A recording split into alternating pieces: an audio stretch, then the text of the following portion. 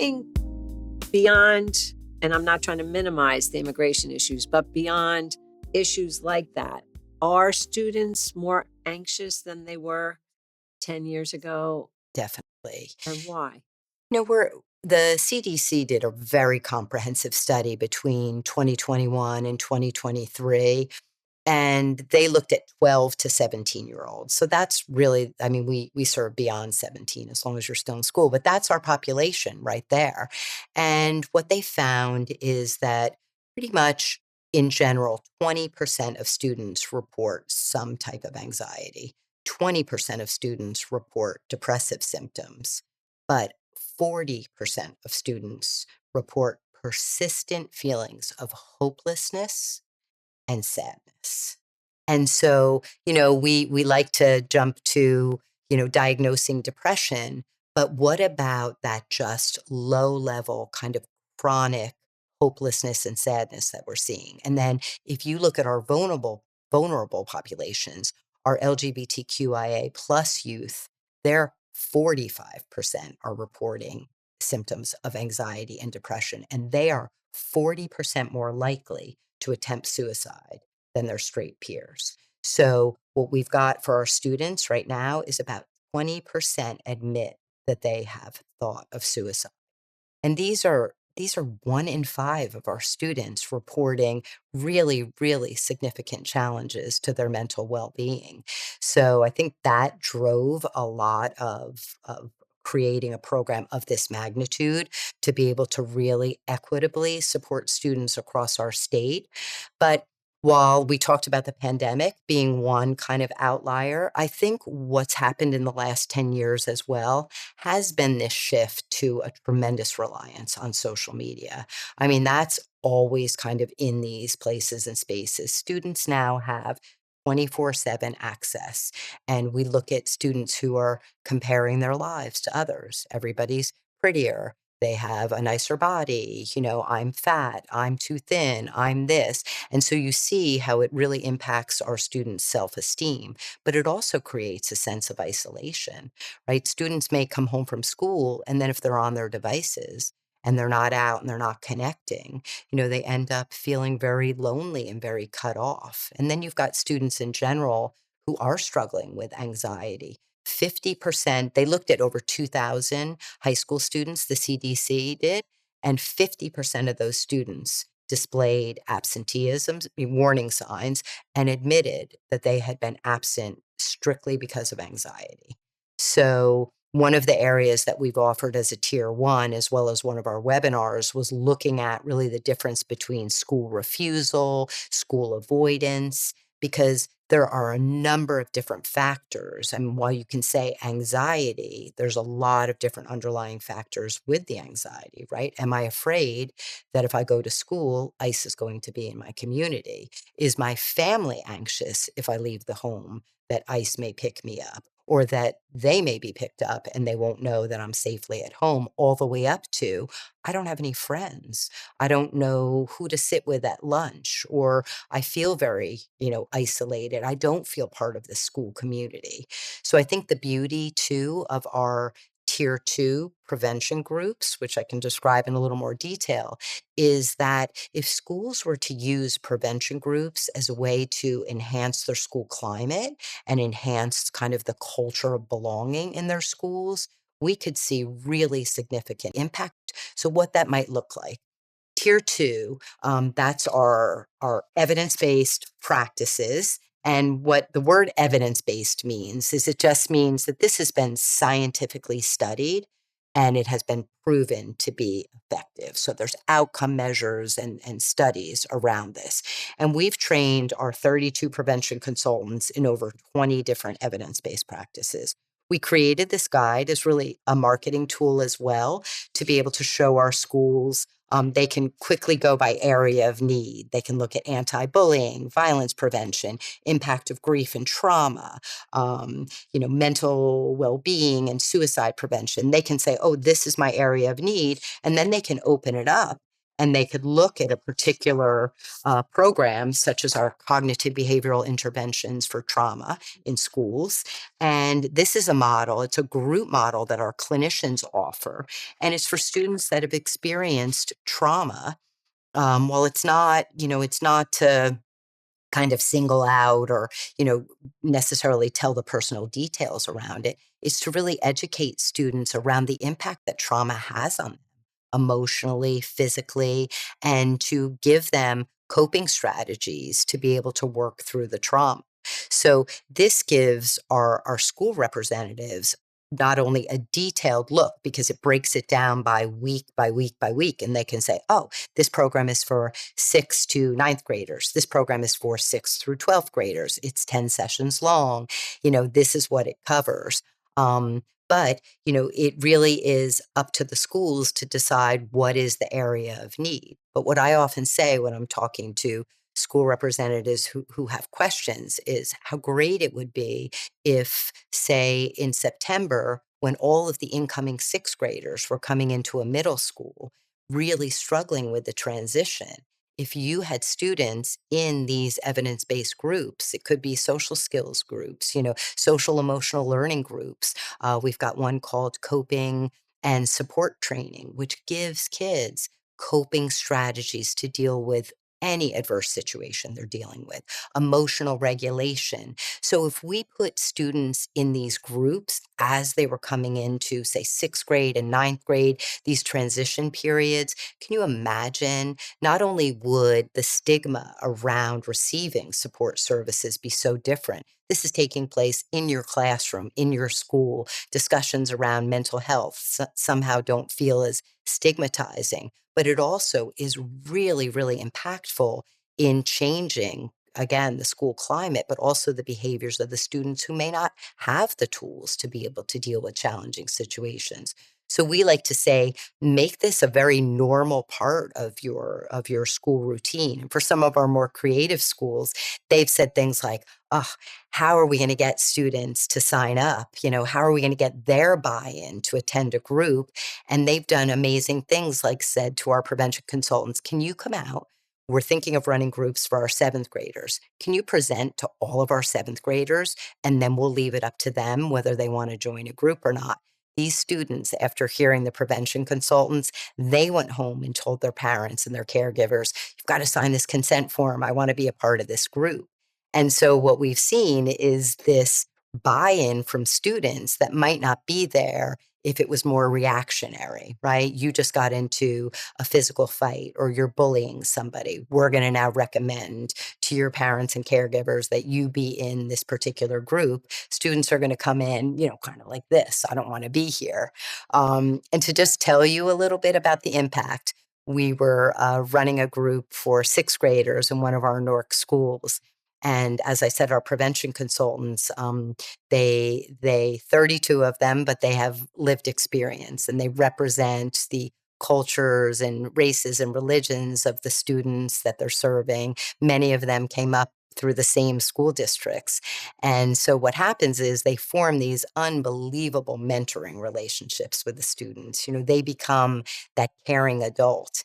And we had one group of students where it was around the holidays, the group was ending. They asked the social worker for construction paper. They wanted to make the prevention consultants cards. And in the cards, students said things like, thank you for teaching me how to be an honorable man. I've already seen a change in my behavior. I've been able to use these, strategies and not react now when I'm, in these situations. And one student in particular, in the middle of a group, I think we were about halfway in, said to one of our prevention consultants, how many more weeks do we have? How many more times are we going to meet? And, he's thinking, oh boy, here it goes. And he said, well, we're halfway through. We still have 6 more sessions. And the student was kind of seen calculating and thinking for a minute. And he said, oh, wow, that's great. That means I have 6 more weeks, 42 more days and 6 more hours to have you two in my life. And that piece, halfway through a group, to think that this student is already thinking, this group that I didn't want to be a part of, I now don't want to end. So very impactful. And our prevention consultants speak the languages that our students and our parents speak, Haitian Creole, Spanish, so we can deliver a group in any language the school requests as well. I mean, that it really does sound wonderful. And I guess a couple things come to mind. So are kids staying after school for group? They doing it at lunchtime, or are they doing it right in the classroom? And that those are all options. That is one of the biggest challenges we've heard is a lot of schools will say, we don't want to take students out of academic subjects because if they're already falling behind. So we've been pretty creative and we can do it before school. We can do it after school. The lunch piece, we've done groups during lunchtime. Our students don't love that as much. And we do feel like students need that time to decompress. So, but we'll meet the school wherever they're at and whatever the recommendations are. So if a school, say a middle school has, or some of our schools, Newark schools are K through 8, our orange schools are K through 7. So they may have after school programs where a lot of sixth graders may still go to the after school programs. That's been a really successful place to actually do these groups because those students are there, they're a captive audience, and they've got that protected time where we can run the group once a week.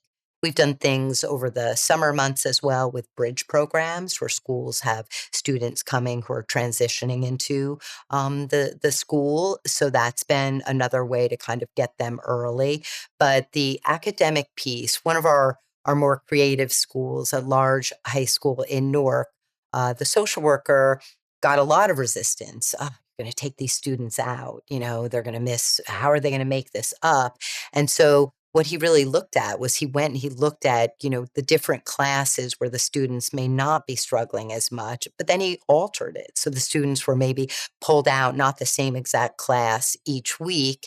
And the teachers, when they started seeing these behavioral changes, they were like, okay, maybe this isn't such a bad thing. But schools have been very creative about the way they've made these groups work. And other schools, I think, are still finding it challenging to figure out how to implement them. So when you talk about things like mindfulness, Yes. coping, what is that? Yeah. So, I mean, I think it's really important to acknowledge. And you asked me kind of what's different in the last 10 years. And I probably gave a very roundabout answer. But I think what's different is the level of stress that our students are experiencing, right? And I said social media, but let's say social media, if a student is up scrolling on their tablet or their phone all night, then there's sleep deprivation. And we know that sleep deprivation impacts your mental well-being, right? But then we've got so many other variables, academic pressures and stress. We've got fear over the global environment right now. If a student is in a household where the news is turned on every night, I mean, imagine the uncertainty that creates, in students and the fear. And so when we look at, we've always had, mental health challenges. I think number one, we're a lot better at identifying things now. We've got a lot more services in place. It used to be schools were there to teach, not our job. Not our job, if the students or the community have been involved in a collective traumatic event to kind of support those students. Now we've got the Traumatic Loss Coalition. That's a built-in component where students immediately get support if something traumatic has happened in their school or their community. But I think too, what we're really looking at now is just ways to almost in destigmatizing ways to make mental health support a real strength rather than a weakness. So when we kind of normalize that piece and there's more access, plus when you provide it in the school, there's a lot less stigma and fewer barriers as well.